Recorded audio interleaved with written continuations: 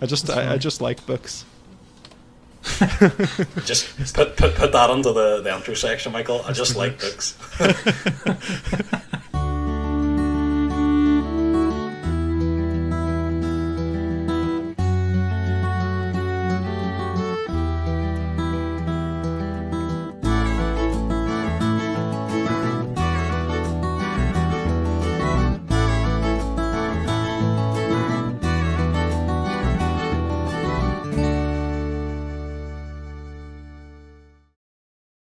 Hi everyone, welcome to the 10th episode of the Audiobook Club podcast. My name is Jonathan and I'll be hosting today's episode, and I'm of course joined by Michael and Stephen. Guys, do you want to say hello? Hello. Hi. And so in this episode, we'll be covering All Quiet on the Western Front, written by Erich Maria Remarque and read by Tom Lawrence.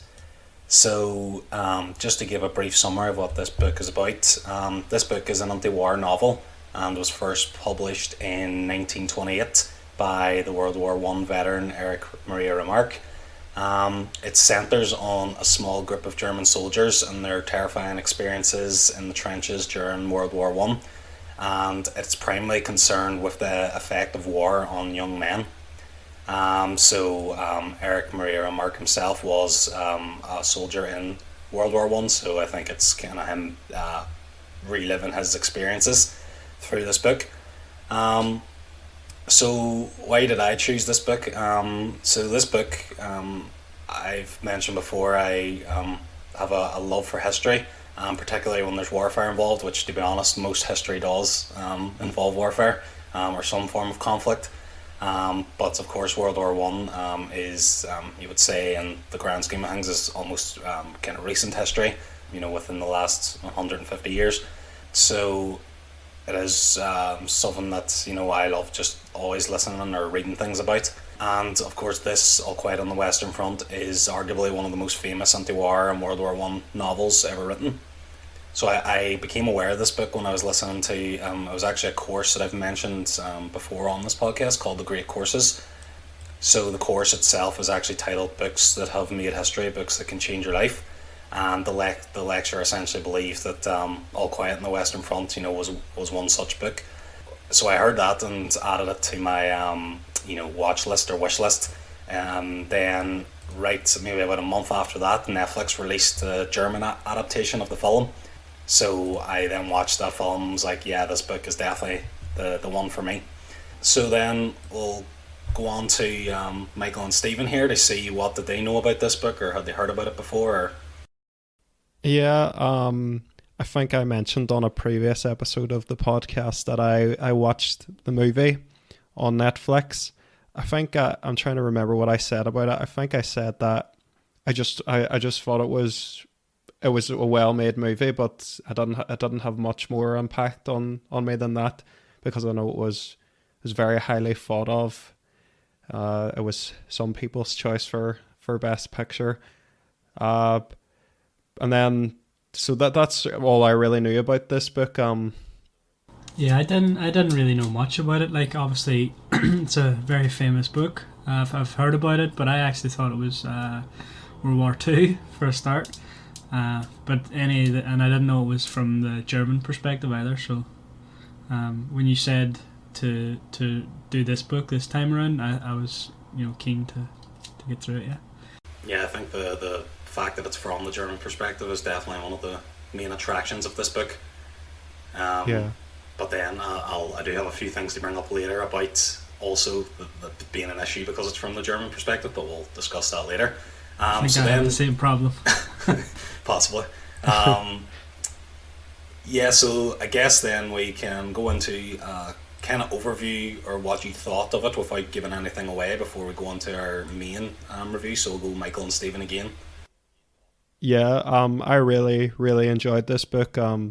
We, on our group chat, we put on when we finished it, and you can both vouch that I finished it very quickly. I think it was 2 days, and so I kind of blazed through it 2 or 3 days.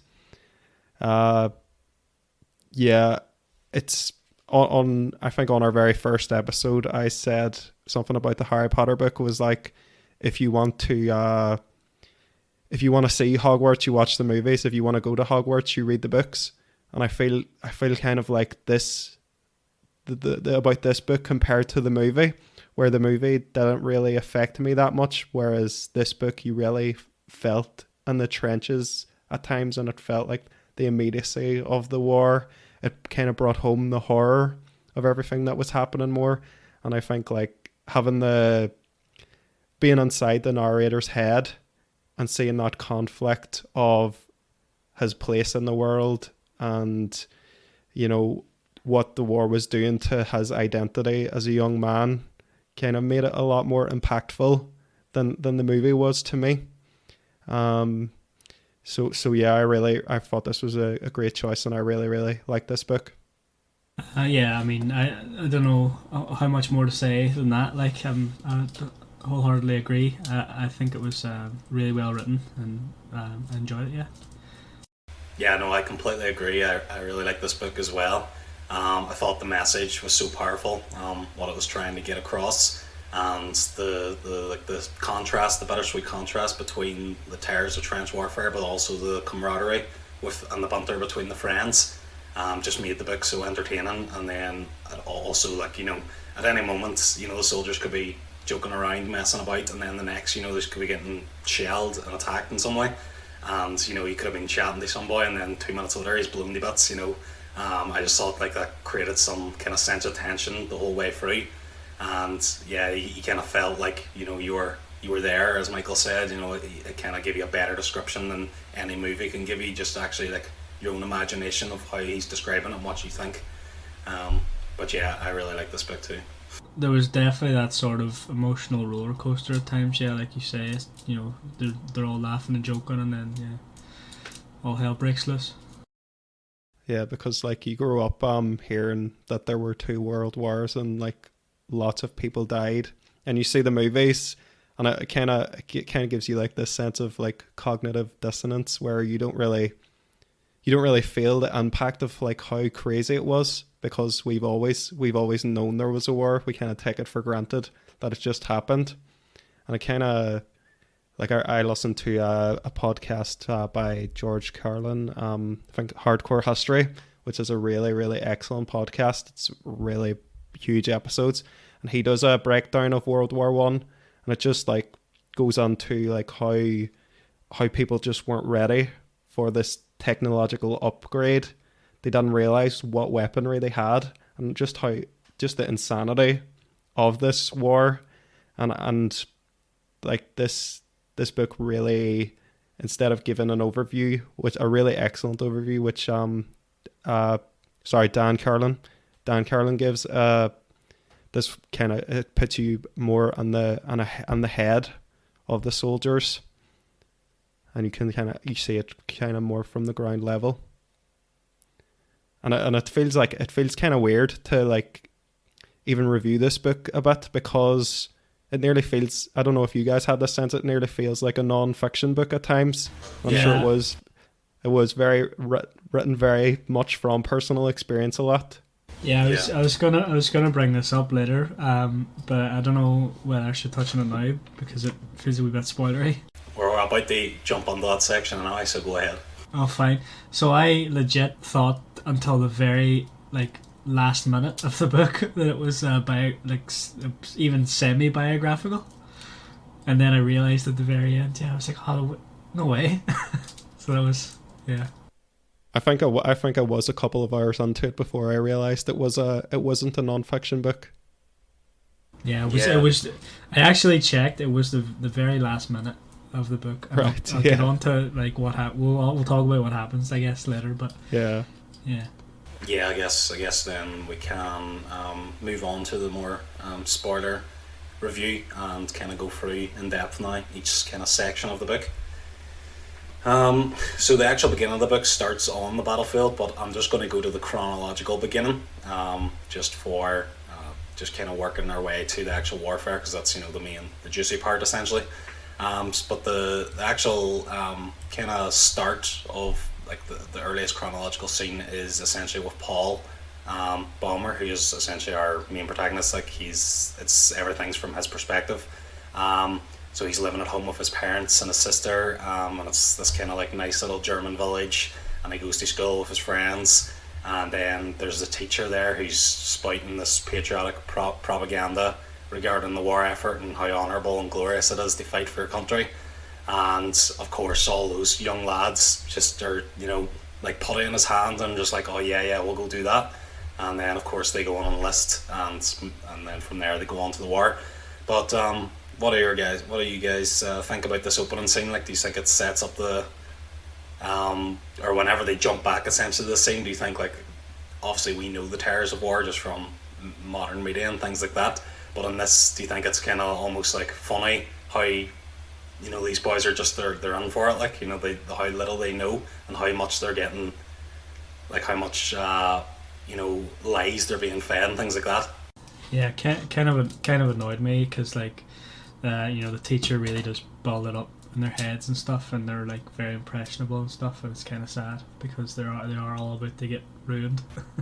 Yeah, forever. Like, I think reading into the background of this book, I read that a lot of like literature around war before this book was very glorifying, so it's kind of like it's almost a commentary, I think, on that attitude towards war, where it's all about glory and honor, and it's romanticized. It's this big meaningful thing. It's the most meaningful thing that a young man can do, almost, what a lot of people had the opinion of. And it's clear that their teacher has just completely fallen for that narrative, that he's building it up to these very impressionable young men, and it's like, this is what will give your life meaning. This is the most important thing that you could possibly do. And then being young men full of testosterone get each other going, and they, I think he says that the entire class, all 20, sign up. Yeah. And some of them felt pressured because they would be ostracized if they didn't sign up. Yeah. So it's like a new form of peer pressure. Yeah. I thought it was like an effective opening for setting up, the themes that would be the conflicts that would come later. I liked later on too, where they kind of mention this teacher a few times, but later on in the book, he one of the characters gets a letter from him, as I remember, and I think he still trying to big up the war, and he I think he refers to them as the Iron Men or something like that, and they've been through meat grinder and just seen all the horrors, and it's so he's back at home living in relative safety, and they're out losing their lives and stuff, and I think he goes home too, like at some point he gets they get like certain amounts of leave and stuff to go home for a while, and like he goes home and like his dad is like all bugging him, like, oh, what's it like there, is his class and all, he's killing lots of French people and all this kind of stuff, and it's like, everyone, like the whole country is just being fed this propaganda that the war is awesome and all, and obviously I'm pretty sure they even told them that they were winning, even though Germany were getting absolutely their arse kicked from the get-go. But I think the teacher himself probably didn't even know, like he probably did think it was glorious because somebody else has fed that to him. So it just like shows you how like what the I think it was like they had like a Kaiser or whatever, so like basically the king of Germany or whoever was, and that whole establishment were just feeding the people lies. Yeah. And it's very tied to patriotism, because it's nearly like a betrayal to be anti-war. It's like, do you not love your country? Yeah, actually I have a good point to bring up about that later too as well, so keep that in the back burner. So I guess then, so that is kind of the chronologically the beginning, and then of course they enlist and go off to the front. And it's kind of like the book then spends most of the time at the front, and then they kind of like, there's parts where they go on leave or they get to go back and like do kind of different kinds of work. Like I'm pretty sure in one of the bits they're like helping clear out a French village and things like that. So they're not always in the trenches, but it's just kind of like always coming back to this trench warfare. So a lot of the book is centralized around it. So what do you think of this like trench warfare setting and things like that? I'm sure even the movie, if you've seen the movie, has more like obviously gives you more visual kind of, but the actual descriptions and things of the setting. It's just like super grim, like, you know, they're kind of in these trenches and there's like rats and stuff all around them and their food's going off and all this crack, and it sounds horrible. Yeah, I think the parts about the trench warfare are really really well written. They're like this book is written in the present tense, and it really just it's so immediate, and like there's no punches pulled at all in describing the horrific things in no man's land, and the bodies they hide under bodies at one point, the shells that are falling, the soldiers going out of their mind trying to crawl out of the trenches and everything, having them be pulled back. It was really strong imagery, and it was just constant. It was just this barrage of imagery and description that was coming, and it was really powerful. Yeah, I think what it talks about, like, even like things as simple as like there was horses like screaming and stuff like that, and like it's like the horse was like screaming all night and all, and then finally somebody had to like put it out of its misery or whatever. It's like it's super grim. Yeah, people are like on both sides of the trenches, because like I think the trenches themselves aren't actually that far from each other. Like you can like pop your head up and like see someone that's only like maybe 100-200 yards or something of battlefield in between. So like it's like these soldiers are on the other side also listening to this, and they're probably having a grum time as well. But I always like the contrast too, like between like obviously Germany kind of were eventually boxed in to their own country by there was the Eastern Front as well, and their supplies were like the British had this whole blockade and things like that to stop supplies getting on. So it was like always, I think it's mentioned this a few times throughout the book, like how a lot of the times they brought up like how hungry they all were, and like it was always brought up as kind of like a funny thing, because you had your boy Cat, who was the resourceful one, and he would always find them food, but they were always talking about how exactly how like there was like barely not enough rations and things like that, and then they're like over in the French side they've got like rations for days and things like that. So it seems like from the German perspective, like it was pretty grim. Even like I'm sure it was bad on the French side, but I'm sure the German side was much worse. They were fed at least. And I think they even say at one point that when they were given more rations, it was more of an ominous thing, because they knew that meant something bad was coming. That they were basically that food was being given just as pure energy. That they were going to basically have to go over the top, as they say. Yeah. Let me ask you this, right? This is something I've thought about like a few times and over the years, and it's probably a really stupid question, right? But how are the trenches like built, right? Because they're so close to each other, right? I know obviously they're dug and whatever, right? Because they're so close to each other, how does that happen? Like, how is that allowed? Like, how did one army dig them just close to another army? Exactly, how did they? Yeah, I'm not really sure how it happened. I think that podcast I was listening to, Dan Carlin, does explain that, but I think that they would like say like the Germans would probably like they would have won that their one on the Western Front was mostly in Germany, so they would have had like this defensive one, maybe a couple, and then as the French pushed down, so the one that their French actually end up being in, that's only 100 yards, is actually an old German one. Oh, okay. Do you know what I mean? So it's like maybe the first initial ones were quite far apart, and then as they started conquering more and more, they started getting ones beside each other and stuff. Yeah, that makes a lot of sense. Yeah, because that does even happen in the book and the movie, where they invade opposing trenches. Yeah, I want to know what so the strengths I think I read nothing there. It was like 440 miles or something like that from like Belgium down to Switzerland, basically across Germany is where the main front was. And I'm just wondering, like, is that all like just like did they have like they also had like multiple trenches? Like it wasn't just one big long trench the whole way down, but that would have been hilarious. Like, and why wouldn't you have done that? I suppose maybe obviously there would be rocks and stuff on the way or rivers and all, but it would have just been hilarious if you could just literally walk this trench the whole way down there. I guess we can, because we're now into basically talking about the trenches and stuff like that and the actual main warfare, we can talk about some of the characters.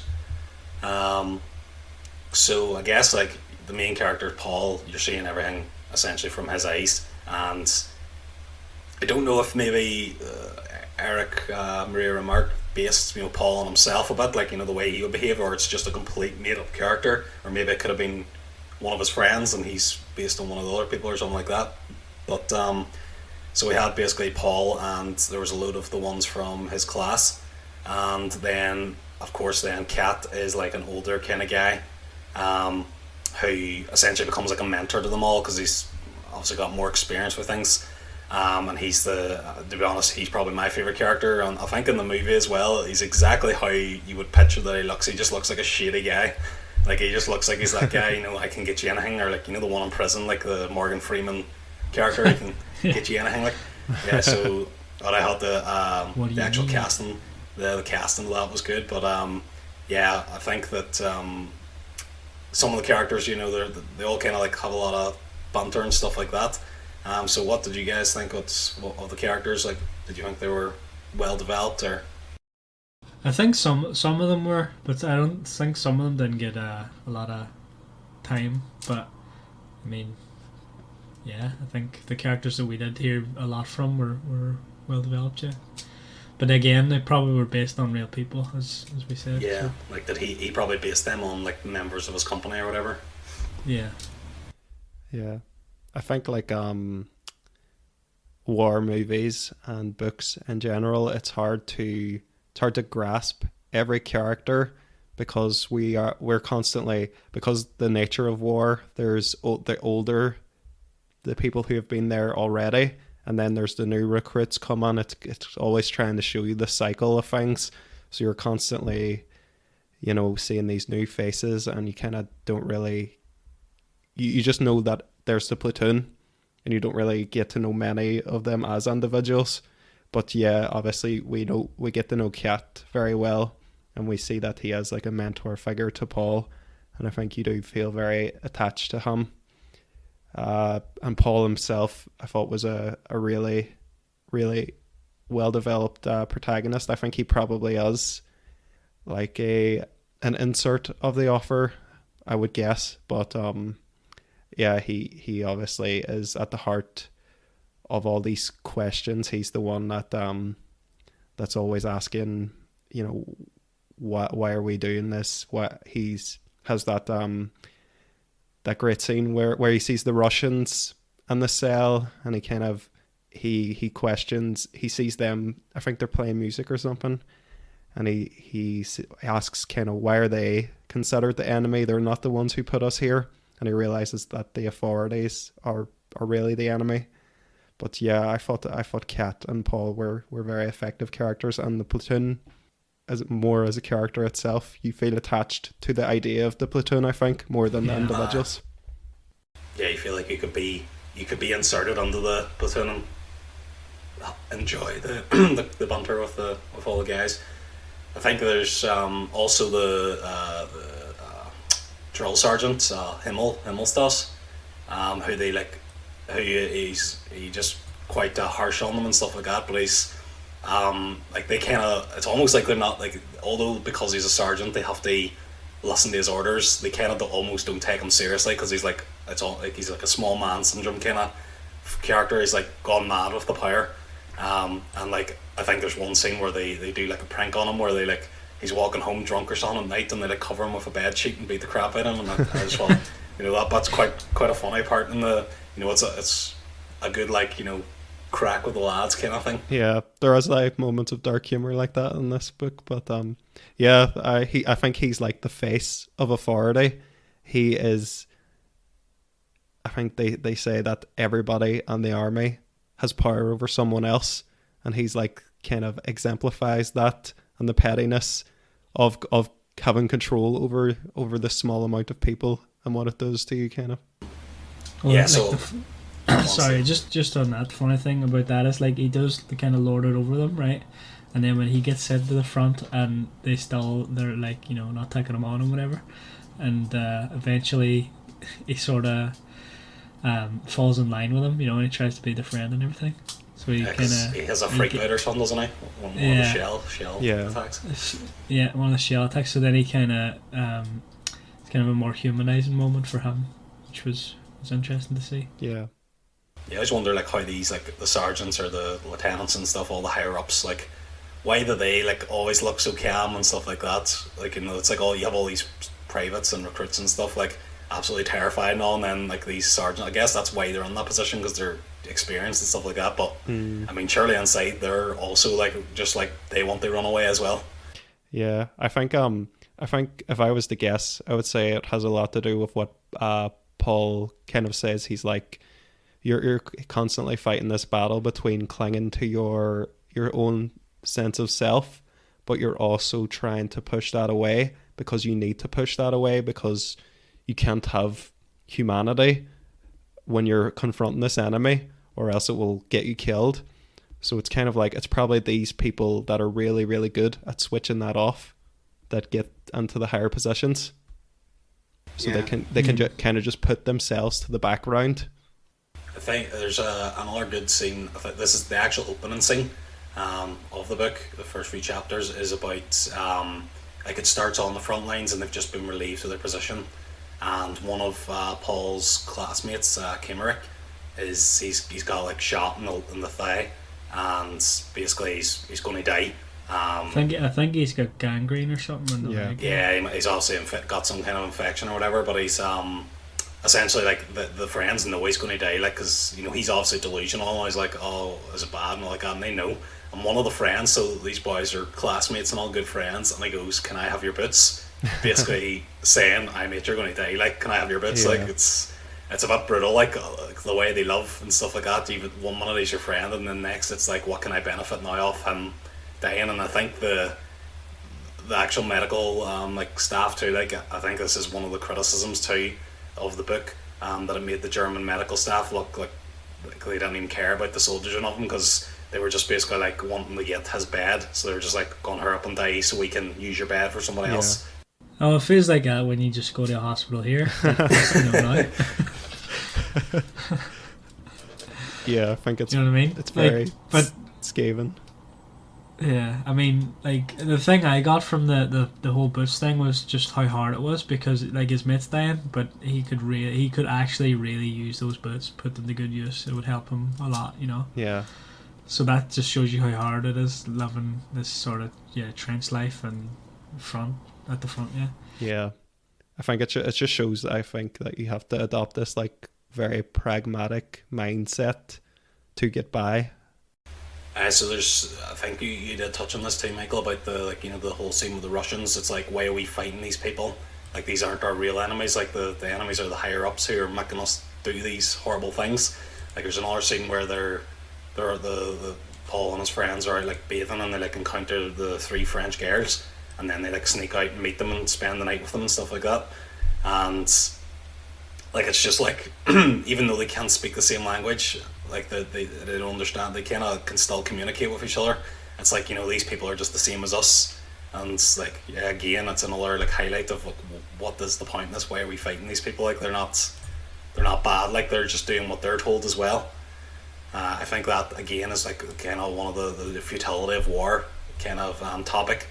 You know, there's literally no point in this. Like, it's, you're fighting, and like even like the gaining of the ground, like they like lose like say 500,000 men, they gain like a couple of 100 yards of ground, and then they probably lose it then the next day. Like, it's absolutely ridiculous if you actually think about it. Yeah, I think like that is, obviously this book is so full of tragedy, but that is one of the biggest jokes of war, and the biggest tragedy of this is that that, as I was saying at the beginning, the with the teacher was to say this is the most important thing you can do, but then they go there and they realize it is pointless what they're doing. It's just people dying, and there is no need for it to happen. I think like the soldiers discussed that the way it should work is where generals go into like a bullfighting arena and they hash it out. So I think that like touches on that theme where it's these authorities that are responsible for it. These people who are glorifying the war, and it's the young people who have to pay and have to lose their identity. And I think they're even known as the lost generation. This young generation that went into World War One, because so many of them obviously were lost in the war. They died, but then even those that came back they didn't know what to do in society because they didn't have lives really before they left for war. Yeah, there's a good, probably my favourite quote from the book was Paul says, we were 18 and had begun to love life in the world, and we had to shoot it to pieces. So it was like they were just starting out in their life, and then some person, some stranger, that just goes, well, we're going to war, boys, gone ahead, like, you just go do it, we're going to sit here nice and safe and, you know, in the capital or whatever. Don't you love your country? I know, don't you love your country? Like, why are you not going to fight and all? Like, I mean, it's just ridiculous. Yeah, and I think another scene that shows that theme as well is when the Kaiser comes to visit the camp, and it's just kind of the reaction to this person who is probably supposed to inspire them and make them really feel what they're fighting for, and they're just completely underwhelmed.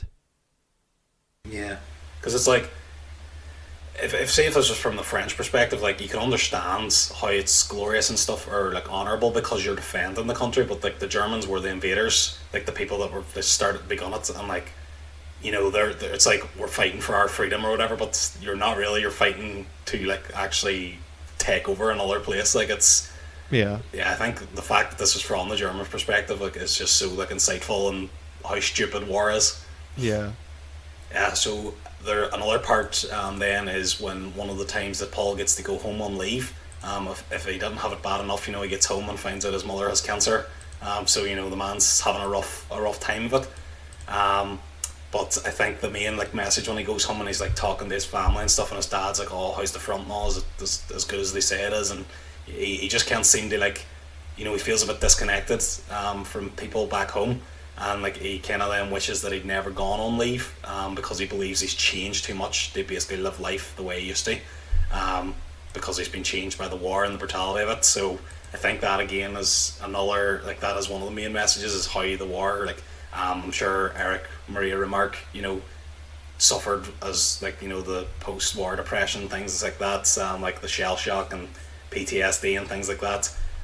So I think, like, even if you do survive, I mean, your quality of life after the war is not going to be much better than it was when you were in the war. So I think, like, it is a big thing. It's like the loss of innocence of going to war in the first place, because like we see the Paul flashback to kind of his childhood while he's in the trenches, and it's just like he's never going to feel that peace again in his life. The war has ruined that forever. And even if he did survive, we'll get to the end later, what happens to Paul. But yeah, it's and like, just to say on what you were saying about like the disconnectedness, which is obviously a big theme of this book that is very much exhibited when he's on leave and goes home and talks to everybody, and he just has this frustration of nobody understands, and people are asking him to describe the war, but they don't realize that he can't speak of the war, and he just tells them, oh, it's great, just what they're expecting to hear and everything. And I think that's was probably a big motivation, I would say, to write this book for the author. He probably wanted to try and communicate what was so frustrating to try and put in words to people. So was probably a motivation to write this book as well, I would say.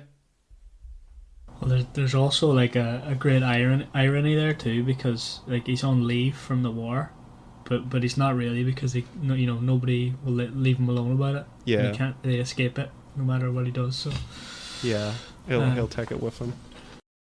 Yeah, so basically obviously everything's happening here at the front, like, so I've just got a load of points that I think are quite interesting to talk about. And again, this one is kind of like, even though we've just said that Paul kind of is completely changed and he's almost like this, he's like completely different person. He's been hardened by the war, but he's also kind of become a bit cold or whatever, and he's, you know, he just feels absolutely ruined by it. There's a scene where he or like a chapter where he stabs a French soldier, so like they're out in the no man's land after an attack, and he falls into some kind of like crater that was left by one of the shells, and a French soldier falls into, and Paul stabs him. And basically Paul like lies there like watching the man die, and like he's like I think he's like lungs punctured or whatever, so he's like drowned in his own blood or whatever. And so Paul obviously was just scuffling with him and fighting him and stabbed him, and then after watching him, this boy in pain, he just again gets that sense of this guy's just like me. He's not a bad guy. Like, he was just doing what his country, wanted him to do, and then he just starts trying to save him and giving him water and trying to like dress his wound and stuff. And then after the man dies, Paul is kind of like very like shameful and things like that. And like he goes through the man's pocket and finds like a picture of his wife and child and letters to home and things like that. And it's just kind of, I think, a really sad moment, that even though Paul, he's like supposed to be this now soldier and hardened and all, he's still very, very much human. And Yeah. it's just quite a sad moment. And it was even like that too when you watch the movie. They have the same scene. Yeah, I thought this was the most powerful scene probably on both the book and the movie. It's just like the mix of emotions that you feel as first he's confronting this guy, and you kind of, because you're through Paul's perspective, you're kind of rooting for him. I know it's a bad thing to say that since he's on the German side, but you're kind of like you want Paul to be okay, and then when he's trying to save the guy, you're like, oh, this is going on. This is very horrific and hard to watch, and hard to listen about when we're talking about the book.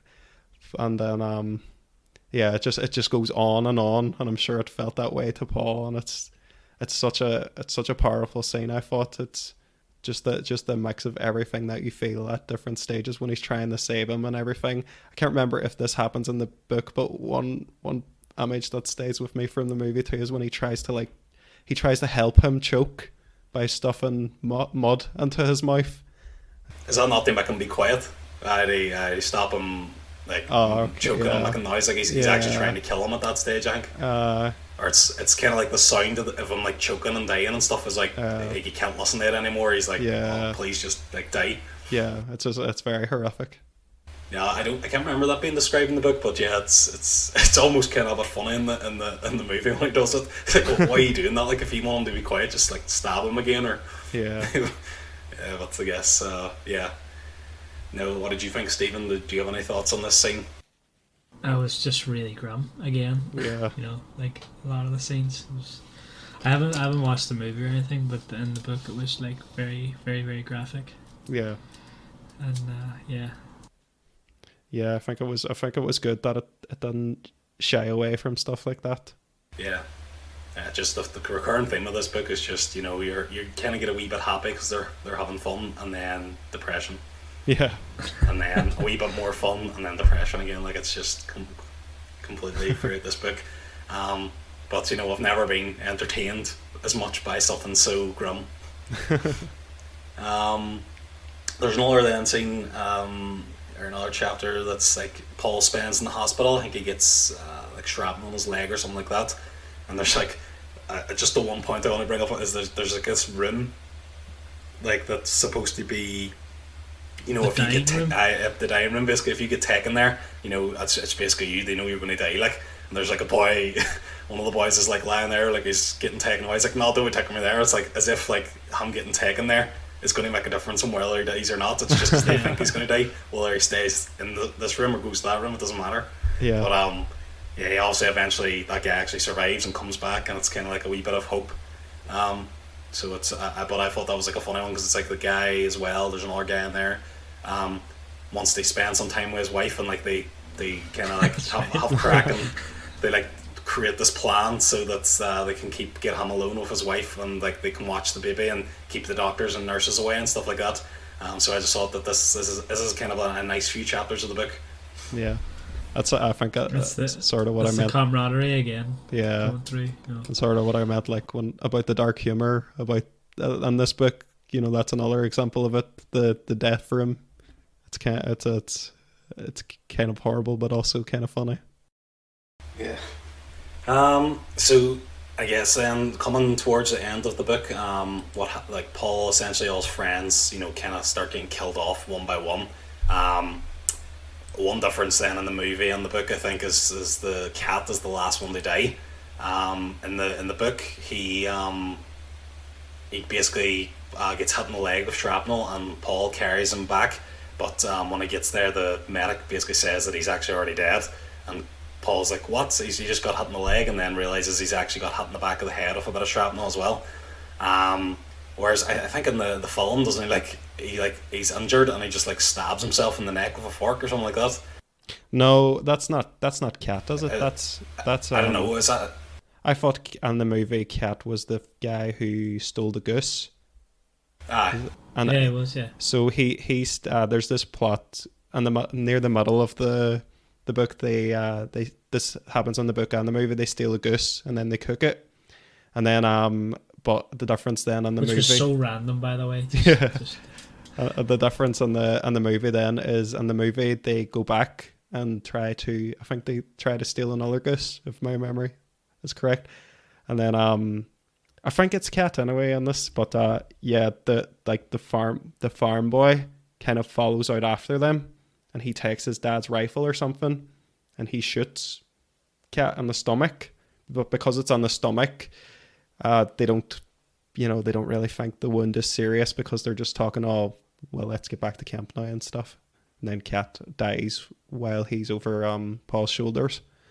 But on the book, he's just hit by a stray piece of shrapnel in the head. So I don't know. What do you think about the difference in that, Jonathan? I don't know. How he stabs himself in the neck with a fork? I thought that was Cat. No. Was it Cat? I can't remember now in the movie if it was. Maybe it was, but so I thought it was the Crop. Was it? I thought he was the one who stabbed himself in the neck. It was apparently it was Chadden. Oh, okay. I can actually remember then Cat Day in the movie. Now that I think about it, but I'm assuming what did you say there about what was the difference? It was like a farm boy follows him out into the woods. He follows him from the farm. Oh yeah, that's right. Yeah. Then he shoots him in the stomach. Yeah. I mean, I don't know why they changed that. I guess maybe it was just like more. The death of like the wee boy coming and shooting him was a bit more tragic because it's like that shouldn't have happened. Yeah. Whereas the shrapnel on the back of the head is just that's anything like that could have happened at any point. So I feel like the movie almost made it a bit more tragic the way he died. I think the book's power was in that Paul's carried him all this way and then hasn't even realised that he's died at some point, which I guess also makes it a bit tragic. I do like them both. I like both versions for different reasons. I think as you said, like it's a kind of the senselessness of the kid shooting him, and it's also sort of tragic from the boy's end too, because there's the loss of innocence from him having killed somebody now. And then but in the book where he's just hit by a stray piece of shrapnel, I kind of like that too, because it's just shows how fragile people are and how something completely random can just wipe somebody's life out. And then I think the most tragic part is the fact that Paul hauls him all that way, thinks he's fine, then the guy in the tent is just like, no, he's dead, and it's just very casually done. This extremely important moment in Paul's life, and it's just like it's just another body. Yeah. So I do actually, now that you've said that, like I like the difference. Like I think that it didn't take anything away by making it different. It kind of like give me another kind of perspective or another thought of the way someone can just be killed in this war, things like that. Like I think like in the movie like that the boy that does stab himself with a fork, I think he's like injured. Yeah. But he's it's not like I don't think he's going to die or anything. I think he's like not terminally injured, but I think he's just like, what, life isn't worth living. This is horrible, and he just kills himself. Like it's just shows you that kind of, again, that's another kind of brutal scene. That's just like, Yeah, I just watched it and like just that clip, and it was brutal. I wasn't prepared for that. I think then they finish off. The last kind of thing is basically almost like the last line of the book, and I think, Stephen, this is where you realised it was a non-fiction. Yeah. Or it was a fiction, is that Paul basically stops being his first person perspective, and it ends with an announcement that he's died, and the army reports initially on the day of his death that states that it's all quiet on the Western Front, which basically means that the war is over. So essentially, it's a bit tragic because he dies on the very last day. However, just before his death, I think because like all his friends have died and he's basically alone now, and like everyone at home, even though he's still got his dad and his sister at home, it's like, you know, he's a completely different person. There's, you know, there's no point. He's dead inside, you know, in a metaphorical way. So he may as well just be dead here now. Like, it doesn't matter that he's died or whatever. So, yeah. What did you think then of this ending? Did you think it was a powerful ending or tragic, or what did you think? It was another hard part of the film, or the book rather. Again, like, I think isn't he in hospital because he's inhaled some gas or something? And yeah, he's kind of just waiting it out there, sitting in this wee garden or something, and then yeah, it all of a sudden just cuts to third person. Yeah, because kinda there's like a out of nowhere. There's like a point of view shift, and it just, like, again, it mentions it very offhandedly, but I think that is part of what makes it impactful. That it's just like, oh, he died on a quiet day, and it's just it kind of it's tragic because, again, it's that idea of war being important. It was just this other uneventful thing that happened on an uneventful quiet day, but at the same time, it's kind of it's weird to call it a happy ending as well, but it's kind of the only peace that Paul could have found as well. Yeah, because his I think there is actually a line where it says that he didn't suffer, and his face was like super calm. Yeah, as though he was happy that it was over. You know, everything was over. Yeah, which is just so sad. Like, yeah, because I think you said earlier, Jonathan, what he's kind of clinging to in this war, what everybody seems to is the camaraderie, and that slowly, piece by piece, is torn away from him, and he's just kind of left with nothing then. Yeah, just kind of like he'd rather just die, like that scene in the movie with the guy committing suicide. Like, he'd rather just be dead than have to now go back to reality, and like he just knows that it's not going to be the same, and it's going to struggle in that life, having dealt with this. But yeah, as well, it's just it's just another death. You know, he's just another number. Essentially, you know how many people died in that war. Like, he's going to be forgotten by everyone apart from maybe his family. All his friends are dead. You know, what is the point?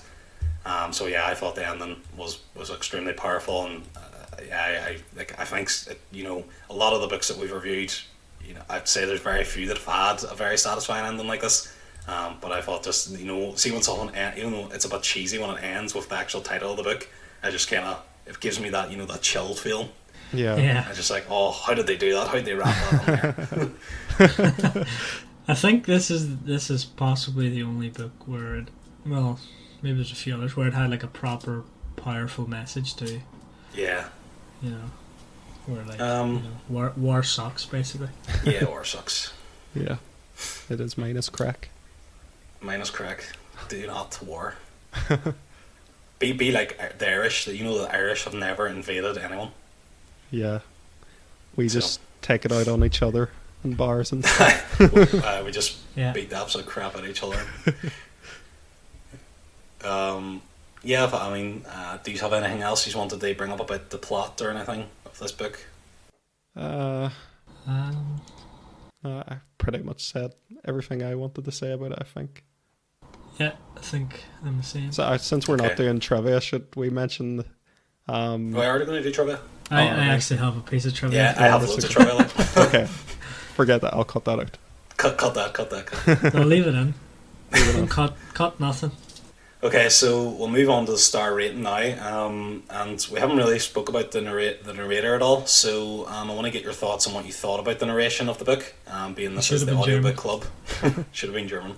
Well, the movie's in German, the newest movie on Netflix, so you can go check that out if you need your German fix. But yeah, I guess, what did you think then of the narration of this book?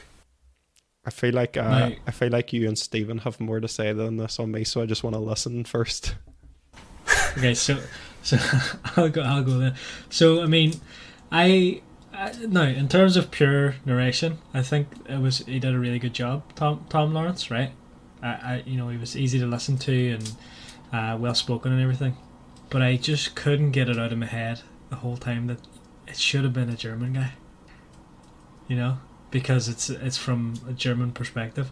Now, that is also counterpointed by the fact that I don't speak German, so he would have had to say it in English. So like a German accent, but English. Yeah, so it would have sort of, in a way, defeated the purpose of it, but I still think I would have preferred it if it was narrated by a German person in English. I don't know. It's not really. It's like it's the only real criticism that I have with the book. You know, which is, and it's not really so much of a criticism. It's just something I would have liked to see, I suppose, more than criticism. Yeah, I mean, I thought it was clear and things like that. It was easy to listen to. Had a good voice. Again, it's just that thing. Does he bring that stuff in extra, like Stephen Fry, for example, does? Maybe not. I thought for this book, again, it's a book that's going to be hard to do that. You're talking about, quite grim things and things like that. So I thought, just being easy to listen in all was good enough for me. And yeah, I enjoyed. I don't have any problems with it.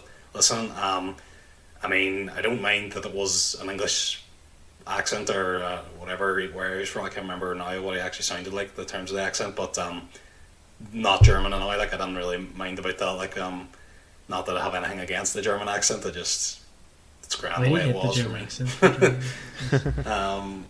But yeah, no, I thought it was solid. Not a 5 for narration, but probably a 4 or 4.5 for narration. Yeah, I think I would agree. I think he was very clear. He was easy to listen to.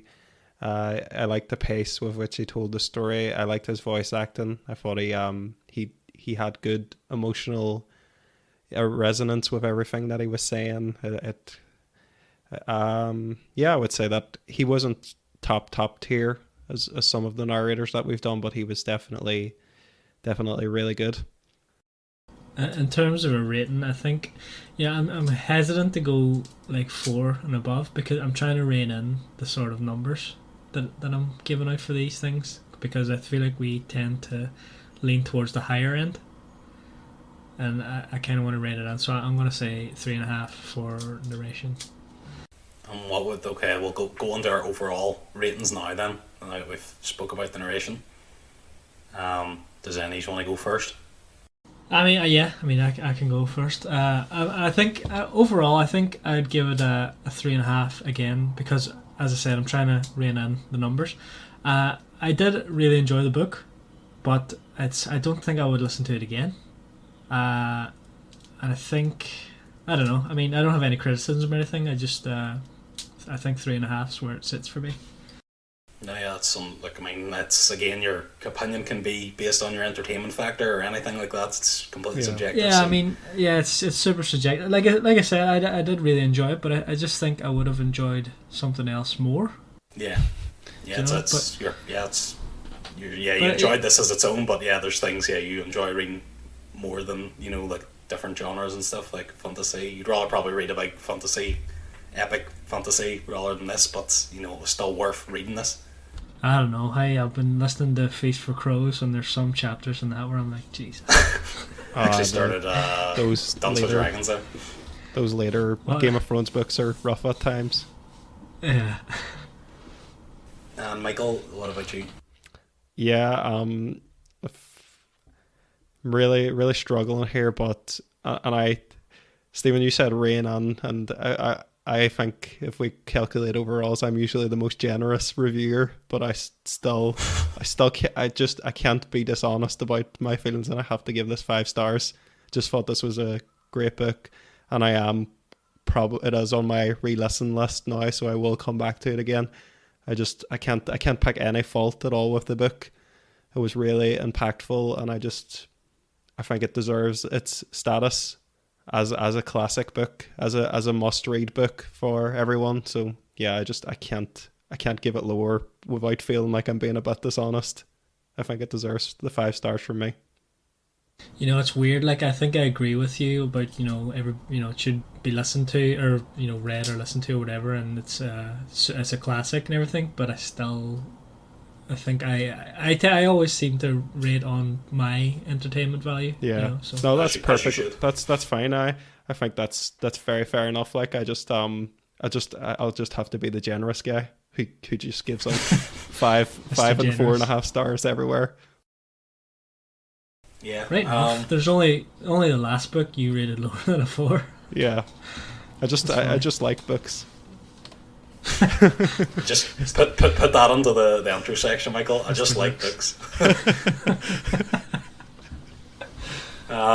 For myself, completely agree with Michael. You know, like, so the only book so far that I've given a 5 was The Humans, because not only was it entertaining, which I say if something is really entertaining, that brings up to about a 4.5 for me. To get that extra 0.5, it has to be impactful and make me, feel something.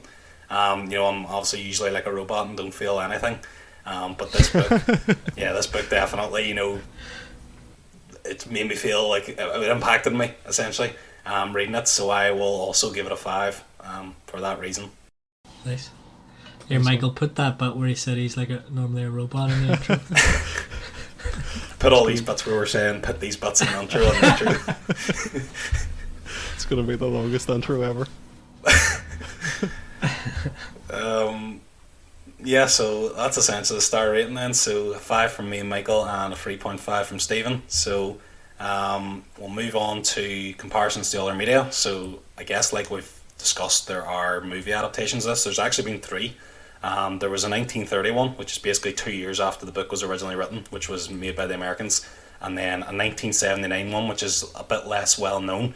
It was a British-American version, and then the most recent one, probably everyone knows now because it's on Netflix, is a German version. So I think all of them either got nominated or won different various awards, BAFTAs and Emmys or whatever. And the recent one was nominated for Best Picture, although it didn't win. But yeah, I mean, I haven't seen the previous 2 movies. I definitely probably will watch the 1931, because I think that is on the Best Picture nomination list. And like Michael, I'm working my way through the Oscar nominations for Best Picture movies, but it'll definitely be a while before I get back to 1930. But yeah, I really enjoyed the 2022 version, the German one. I thought, it was just, I give it a 7 on IMDb. I like to go on and rate all my movies, so it was pretty good, but not absolutely amazing. But it was definitely a good watch. And it is in German, and I would always be a person that would watch with the subtitles rather than watching the dub, because especially with German, because the German accent's quite harsh almost. Seeing you watch like the English translation, it's like the English word is like 3 letters and it's said, and the German word's like got 20 letters in it, and it's like their mouth's still moving whenever they're saying the word, and I just hate seeing things like that. But yeah, I like the movie. I'm not sure then if you have any other kind of comments about the movies, or is there any other media you'd like to compare this to? Yeah, I didn't know there was a version from the 70s, to be honest. I thought there was just the 2, so that's interesting to hear about. Yeah, I agree with you about watching subtitles over dubs. I'm sure I don't want to minimize anybody's art form. I'm sure there's amazing voice actors who dub things. I've just never heard any of them because every dub I've ever watched has been pretty bad. But your dragon style will defeat them. But I thought the movie was good. I didn't think it was anything special when I first watched it, apart from that shell hole scene. I thought that was really great. But I kind of reading this book, listening to this book, gave me a greater appreciation, I think, of the movie and where it came from, and the fact that it is so heavily based on a real soldier's experience. It makes me appreciate it more. I think if I rewatched it, I would probably like it more after this book. But yeah, I thought it was a good movie. I probably will watch the other versions eventually. And Stephen hasn't seen the movie, so I suppose you haven't seen. Have you anything else, Stephen, or do you want? No, I mean any war film comparison wise, but I mean I do intend to watch the film, but right now. What's your favourite war movie, Stephen? Don't know, Michael. Put me on the spot here now. I can't really think. Mine's gone blank. What about you, Jonathan? Well, my favourite is Saving Private Ryan. However, the close second to that is a World War One movie. It was 1917. That was released a couple of years ago. That's my favourite. Yeah, I really enjoyed 1917. I thought like the actual, in terms of picture and stuff like that, like it was so like there's like a scene where he's like running through one of the destroyed towns at night. Yeah. There's like bombs going off and stuff like that. I thought like Oh, the actual amazing. the visuals of it was so good. Like Yeah. and like the way the camera angles and things like that. And Yeah. it was like that movie was famous for like being one continuous scene. Like so, one continuous take they say, but that sounds to me like as in like they never broke it all. Like they just moved the whole way through that movie. With, like Yeah. It's made to look like that, yeah. yeah. It only stops for one thing. I think when he blacks out, but that's the only time the camera is not like in motion. But yeah, I think those two would be my favourite. But I think there's more movies on World War Two. I think because that's when cameras and all started becoming like there's a lot more footage of World War Two and stuff like that. Like, cameras started becoming bigger around then. But I think if there is a movie about World War One, it usually is pretty good. I think there's that one Lawrence of Arabia. Like is about Lawrence of Arabia was like about the British like incited a revolution against the Ottomans in like Arabia basically. So I think that I haven't seen that, but that's a very famous movie. Yeah. We have a Apocalypse Now too for the Vietnam War, and a lot of Forrest Gump. yeah. I'm going to Vietnam. We were always looking for this guy called Charlie. But yeah, I think 1917 is definitely my favorite. I was just blown away by that movie when I saw it. What about, has that jogged your memory at all, Stephen? Any other inspirations? All of those ones pretty good. No. All of the above. All of the above. Put me down for everything. Okay. I'll have one More. of everything. Take the lot. Okay. I guess I'll move on to trivia. I have a few things. Michael, I guess you don't have any since you thought that we were completely skipping this part. Oh, well, I have one thing. It's just it's not... Go for it. Interesting. Oh, well, I just wanted to bring up that this book was... and it was a big burnt book during the Nazi book burnings. Yeah. And I think my trivia. So, I'm sorry, Stephen. I think that's more like a badge of honor, if anything. Like you can like put that on the front of the book. This was burnt by Nazis. Yeah. I think the whole thing, obviously, the Nazis were trying to again go pro-war and do a lot of propaganda. The war is glorious and like you should fight for Germany and stuff. And obviously, this book is very anti-war, so like they were like get rid of this. But it was actually, this is one of the things I wanted to bring up. So now that we're on this, like it was actually censored by Americans and British as well, although there wasn't like the Germans, like actually like, there was like riots and stuff about this and people going to see the movie and stuff. Whereas the British and all just tried to like hide the fact, the British and the Americans like tried to hide the anti-war thing. It's like, it's because obviously it's going to discourage people from going to war, and again that just shows you, it wasn't only the Germans that were trying to, influence their people by like saying war is glorious and all, like everyone was at it, and that's just the way the world was back then. So but yeah, The Americans definitely, like, they're big into that patriotism sort of thing. oh yeah, they still are, to be fair, but yeah. And media has a big impact. I mean, like, wasn't it after Top Gun there was so many people signed up to the army to fly planes. It was all the Navy and all thinking that, it looks class there. Yeah.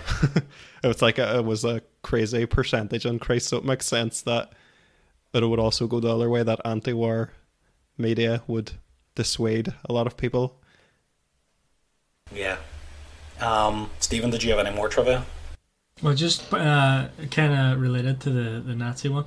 So apparently, even though it was like burned and stuff, a couple newspapers were tricked into like publishing bits from the book as though they were like real accounts. That was pretty funny. Yeah. I read that one. It was like, I think the newspapers were trying to slander the book, and in doing so, they actually posted quotes from the book to try and say that, look, the book is trying to say one thing, but look at this account we have from a real person, and then it was just a quote from that book. It's like, so they kind of like not only promoted the book, they also kind of contradicted themselves. I have a couple. couple more Yeah, parts. sorry, Sorry, go on, Steve. just one more. Then the other one was just that there's an Elton John song about it. Oh, yeah. I don't think I've ever heard it. Either have I, Right, it was the okay. first. But it exists. Did not know that. So my ones are that the original German title actually translates to "nothing new" in the West, and then I think that was then there was an English translation of the book, and you know that last phrase that was translated as "no news on the Western Front" or something like that, which then obviously somehow got translated to "all quiet on the Western Front." So it's funny that the German the original title is "nothing new in the West." But again, it is the same idea. It's like it was a radio report saying essentially the war is over.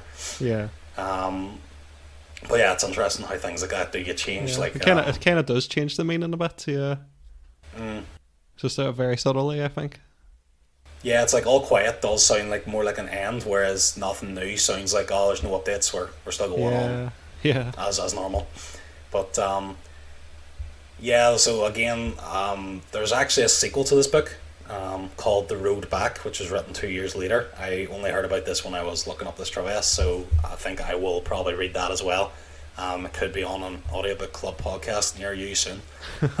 But yeah, that'll be interesting. I've never heard anything about it, so I'm assuming it's not as it sounds like The Road Back. That sounds to me like coming back from the war more than it is about the actual war. But I'll definitely read it because I was a big fan of this book. And then maybe just a wee fact then about the futility of the actual war.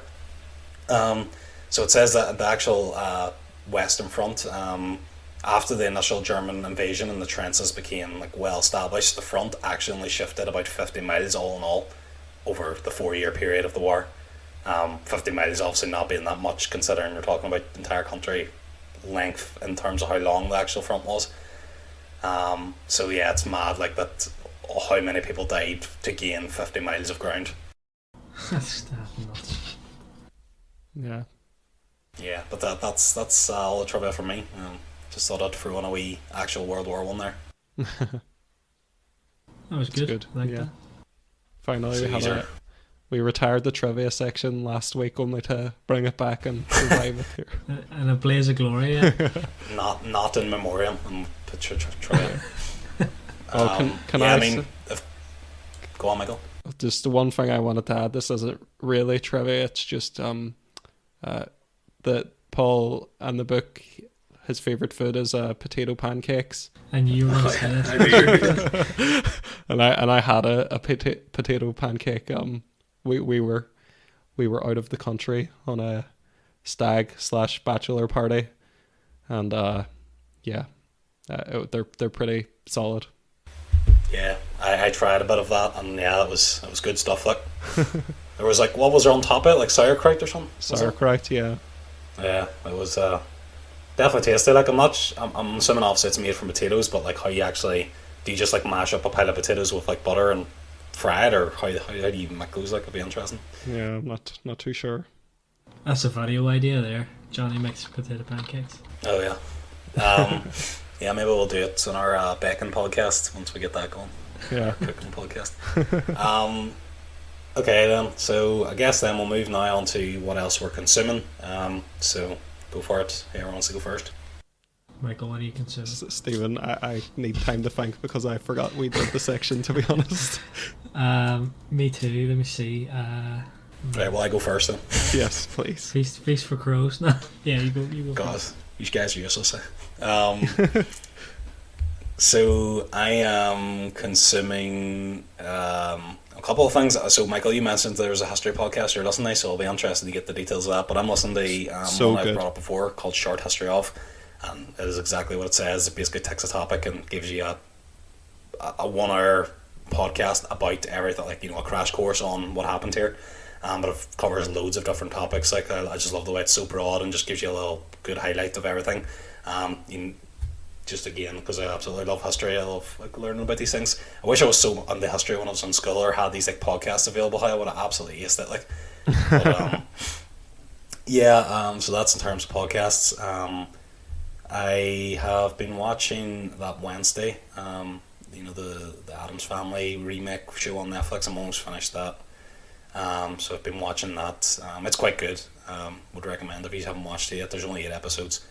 Um, Audiobooks I've been listening. I just said I just started Dance with Dragons. So I have obviously seen all the Game of Thrones, but I've never read them all. So this is of course the most recent book. George R. R. Martin's been working on the one that should have been out like 10 years ago. Is still working on it. Oh my god. But yeah, this is the last one. So I was always wanting to get it finished before George R. R. Martin released the next one. But you know, there's I would not worry about it. No, he's gonna die before he gets. I know. There's no way he's getting, because he says there's like another 2 or 3 or something. Is there? Or is it two? But one's going to be split into 2 He parts. has 2 planned, but he also at one stage said, you know, the series could be bigger than that, which Oh Jesus! I admire his optimism. I mean, he's only 74. Like, he's got another couple of years in him. And but he he's weighs definitely about in good health, isn't he? 150 kilograms like this. He's a big lad. Like. He's a big boy. And then yeah, movies wise, I've been watching, like I said, there all the Oscar nominees. I'm taking the idea from Michael. I was just wanting to get back into watching movies. I always find it quite hard there to stick this on for more than 20 minutes, to be honest. So it was just absolutely binging 20-minute shows. But to be honest, I've kind of been breaking the movies on the almost like 30-40 minute segments, just kind of watching like that. Yeah. So I think that's the best way to do it, because I think like my attention span just after 40 minutes, I just be on my phone and just can't really concentrate on the movie anymore. So doing like that's better. So I just kind of try to pause it at like a kind of like a scene break almost part. So I'm watching at the minute. I've watched the first half an hour of Triangle of Sadness. So I think I have that, and I have Woman Talking, or the last 2 that I need to watch from the 2023 nominations. So I'll be finishing that, those 2 movies. Well, I would like to hear your thoughts on Triangle of Sadness, because I know our friend Jason did not enjoy it, whereas it was like, I think I said it was in my top 3 of the year. I really loved it, but I'll be interested to hear your thoughts when you finish it. I do the 30 minutes kind of segments too, but it's more out of the fact that I do my Jonah. writing. Jonah is a factor, but it's because I do my writing in the evening, and then it's like, by the time it's nearly bedtime by the time I'm finished, so I have like a 20 to 30 minute chunk before that, so I'm like, I'll watch a bit of something. I've watched just kind of fits into a perfect wee slot in your day. Yeah, so I've watched a few movies. I've watched just ones that are on popular movies that are on my list of shame. I've never seen 10 Things I Hate About You. I watched that recently. I watched Constantine with Keanu Reeves recently. So it was the first time I saw those 2 movies. And I've been walking so much recently, so I have listened to a lot of audiobooks. I'm 20 for the year right now, and oh my god, already? Yeah. Jesus.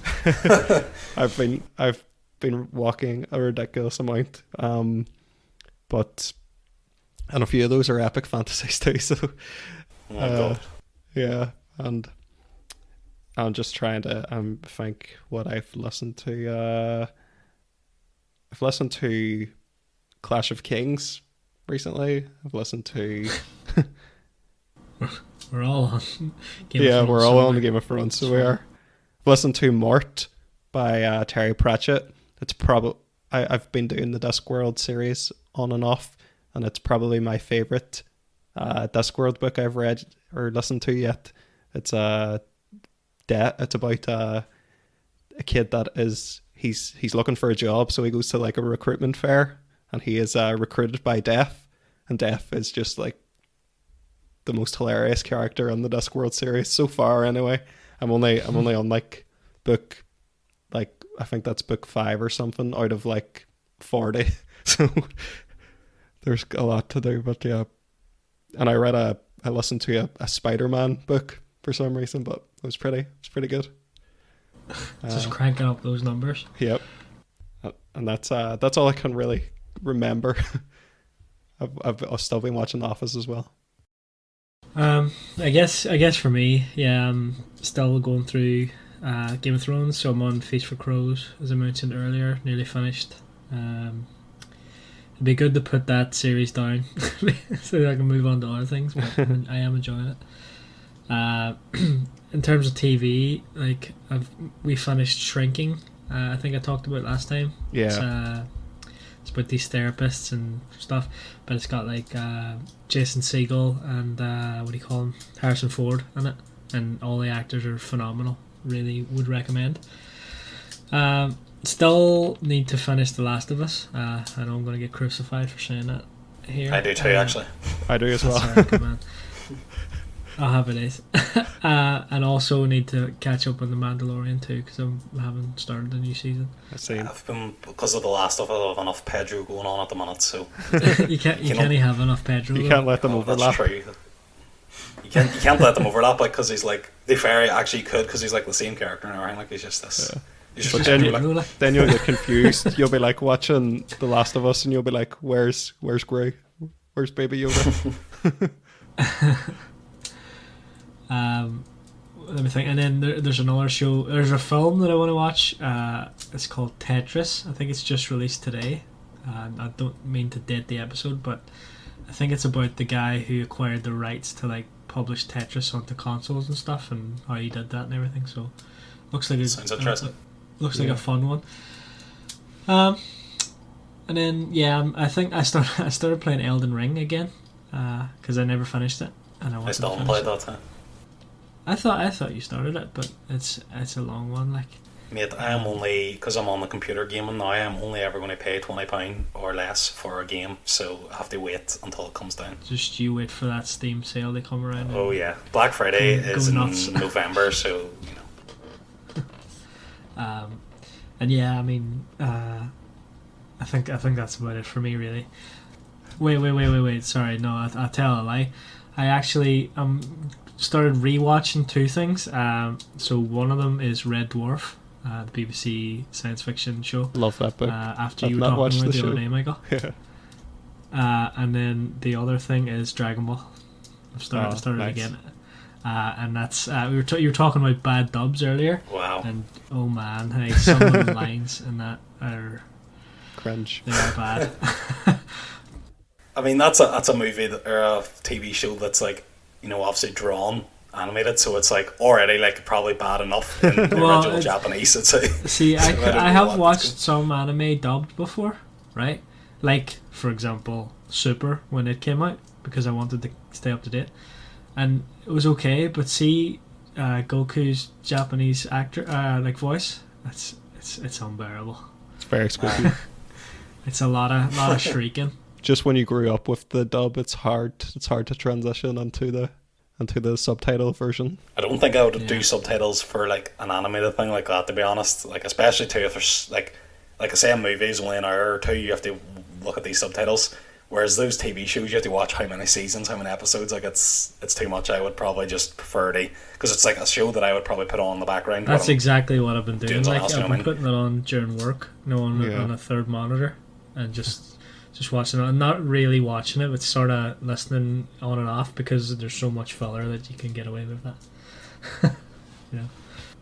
Whenever somebody says Kamehameha, that's when you look over at that screen. He's not wrong. I was gonna say I'm really disappointed that the Tetris movie isn't just like a live action version of the Tetris game. It's like about a square, and he's like, I just don't fit in anywhere. Yes, the Tetris movie we need, but that we're not getting. Yeah. Damn, that's a really good idea. Nobody take that. Cut that. Yeah, so I guess we can move on to plugs. So if he's have anything he's working on or want to mention, then we can link it as well. Still nothing for me. I'm bored. I don't have anything to show off. Too much Dragon Ball Z. Too much Dragon Ball going on.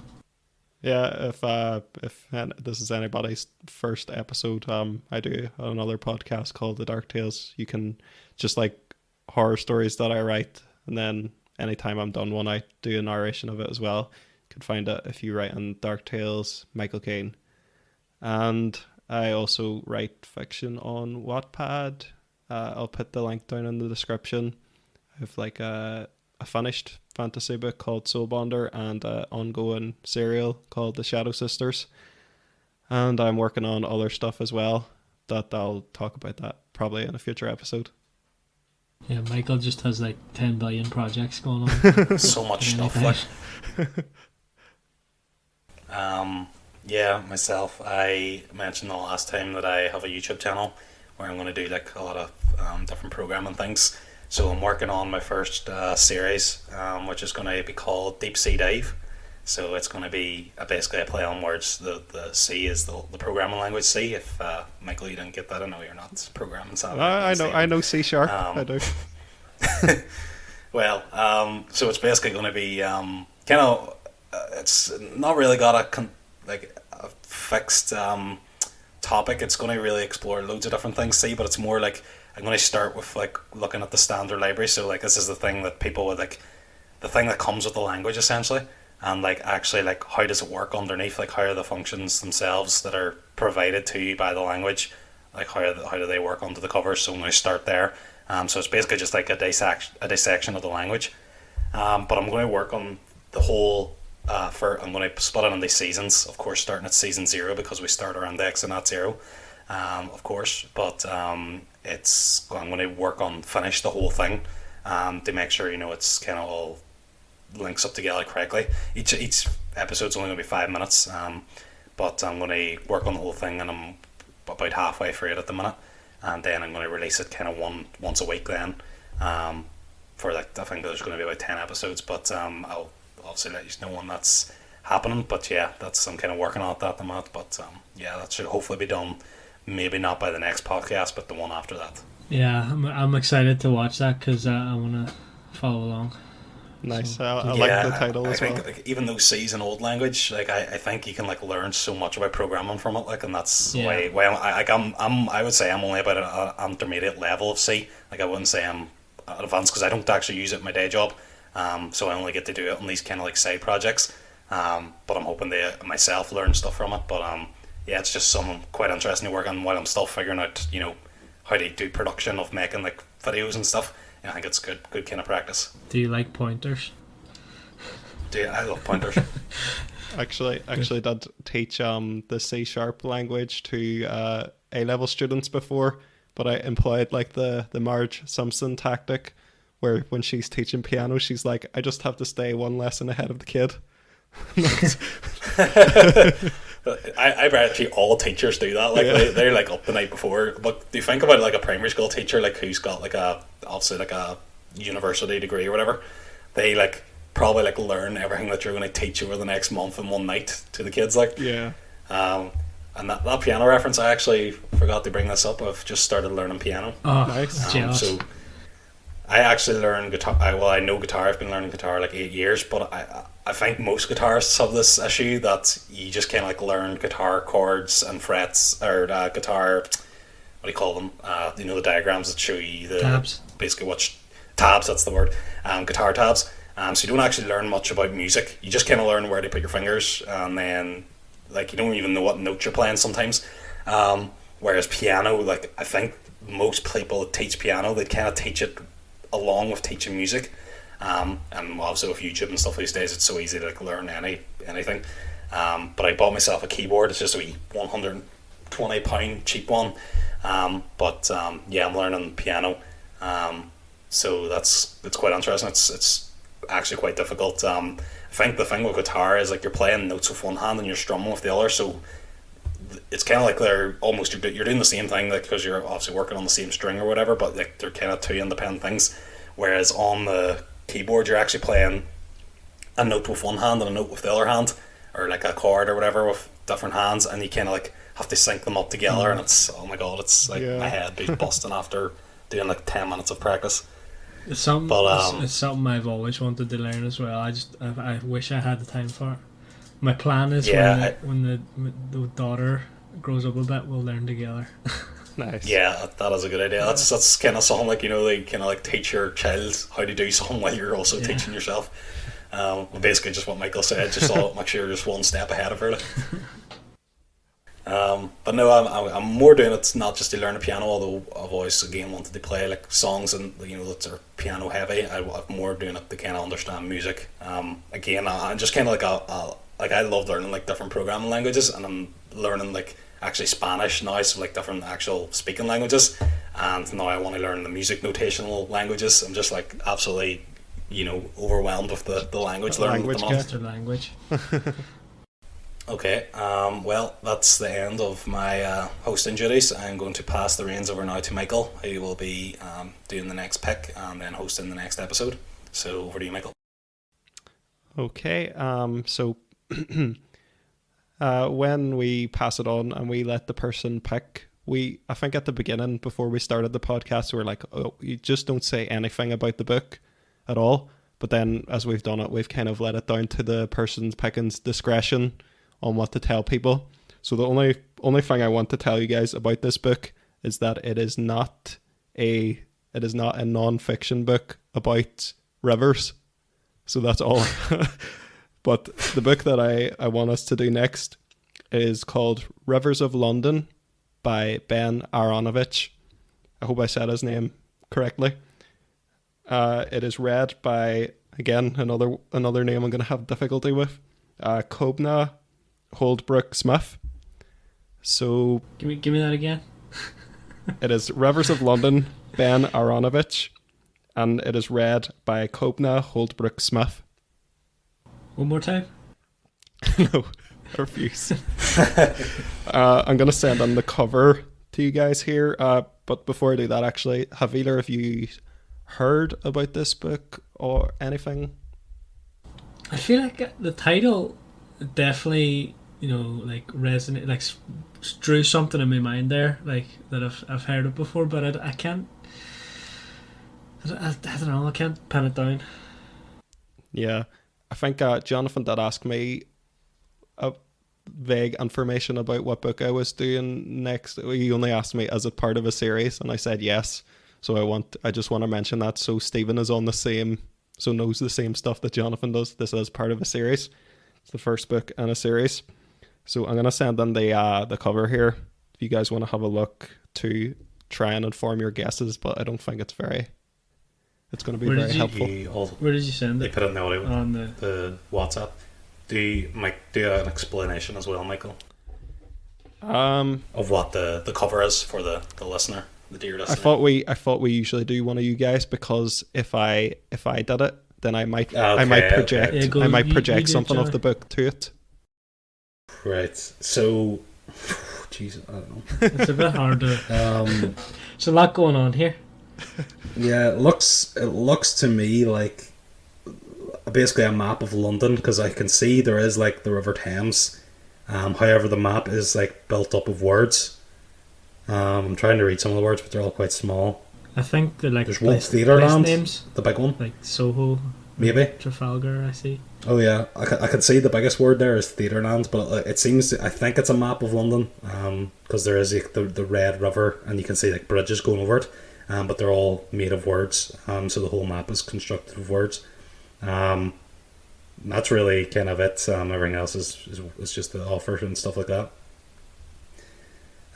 Is there anything else you think, Stephen? There seems to be some big red kind of snake in the middle. Yeah, there's a grave there that's covered in blood, and there's also actually that's a good did you shout. say there's an X at the end of the river? Looks like treasure or something buried there. Oh, treasure! And then there's a couple of different things. There's the grave with a spade. There's a wizard's hat. There's a baby, and there's a police helmet. As they're kind of almost part of the map, but they're kind of just sticking out of the edge. They're kind of wee islands almost just off the edge of the map. I'm just trying to drag this explanation on so I can think about what does it all mean. I think that's a pretty good description. I honestly probably better than what I could have done when I've read the book. So right, so I don't know, Stephen. If you want to go first, so I'm gonna. So obviously, like you said, yeah, the wizard's hat and the policeman's hat. I think it's going to be some sort of wizard cops, and they're investigating murder, or for some reason. Right. Yeah. Okay. Jonathan. Yeah, I mean, I definitely think it's got murder in it, because the colour red of the river is red, or it's kind of almost like an orange, but it's I would say blood coloured, and it's kind of you've almost got like the splatter in the middle, so it's like a blood splatter.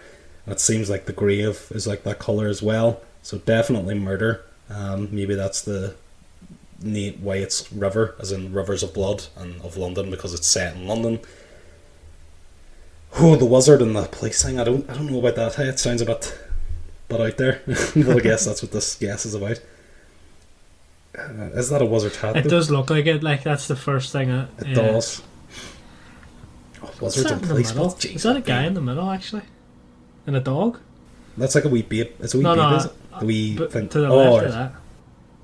I shouldn't have said that. I should have said that after you, basically. To be honest, I don't really. Oh, like it seems like a wee kind of man sticking up, doesn't it? There's a dog beside him as well. It looks like, or something. God, I don't know. Right? I would go with it's some kind of dystopian form of London as well. I'm trying to think what these words all like. Way it's the map of the words. Like, what's all these words mean? Yeah, I'll go with murder in London. That's the rivers of blood. Basically, that's that, and something to do with a dystopian kind of world. I'm not sure about the wizards. I know there's a wizard's hat there, but I just can't put that together in my mind. And there's a dead baby, so I'd say there's a dead baby in there somewhere. Okay. Right. So that's my guess. Yeah, No problem. I'm gonna stick with wizards, cops, and or alternatively, it's something to do with like cops investigating some occult type thing. If you'll allow me 2 guesses. 2 sort of related guesses. We'll stick the cult on top of the previous guess and just say that's part of it. Okay. Yeah, I think. Well, I'll let you know who was closer when we do the episode anyway. But I definitely know who. I already know who won. I can't wait to go and look at this description now, the Kraken's thing of this, and because I'm sure it will be if Michael knows now, it's obviously going to be obvious. Yeah. But so yeah, if everybody. And this is the first book in a series, you say? This is the first book in a series. I think there are 8 books in the series, and I think it is a book that commonly gets every now and then talk about a TV show being made for it. I think. When was it written? Do you know? Like when about? I think this book. I'm not sure. I think it was 2010-ish, but that's kind of a guess. It's recent. It's recent enough, probably 2000s. It's recent-ish. Yeah. Oh, do you know what's interesting? I googled the cover, right, and it's actually the actual physical book has like an elongated cover. I think you sent in like the audiobook, cover. I did send in the audiobook cover, yeah. Nice. So the book has like you can see there's 2 rivers in it, and they both lead into that center 2 thing. rivers?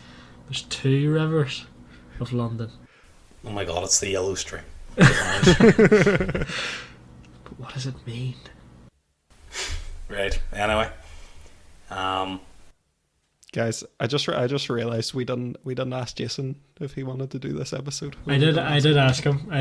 He seemed well. I didn't say, do you want to jump on? I when we were away, I brought it up a couple of times. He seemed a bit hesitant, to be honest. Oh, okay, that's all right. I don't feel bad then because I thought he wanted to, and we didn't ask him then. We'll make sure you keep this in for him to listen to, because we can make proof. This is the proof that you were concerned about him, but you also completely forgot about him.